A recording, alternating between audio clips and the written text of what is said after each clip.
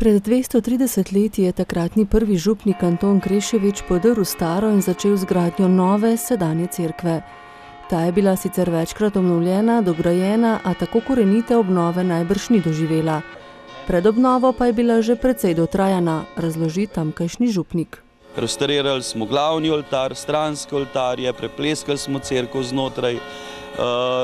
Notri smo ugradili tudi vso električno inštalacijo in pa ozvočenje.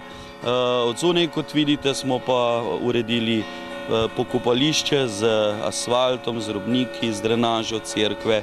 Obnova je bila zahtevna, večino so župljani in tamkajšnji obrtniki naredili s prostovoljnim in udarniškim delom. Potreben denar so zbrali župljani, nekaj sta pridali občina in krajevna skupnost. So pa dela ves čas potekala pod nadzorstvom spomeniškega varstva.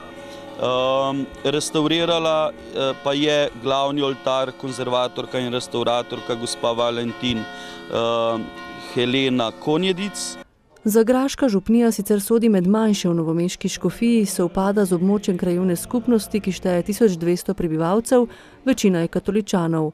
Ti so zelo pripadni župniji s srcem in z delom, pove Kovač, sicer pobudnik prenove. In zelo zadovoljni ob pogledu na prenovljeno cerkev. Njihov trud je poplačan. Smo pa seveda prezadovoljni, da je v letošnjem letu ta celovita obnovitev končana, da cerkev izgleda prečudovito. S ponosom lahko rečem, da so krajani dali maksimum od sebe, prizadevno pomagali pri vsaki stvari in to šteje. Cerkev na visoki skalni terasi na čudovitem okljuku Krke bo tako v ponos tudi prihodnjim rodovom, so prepričani v Zagradcu.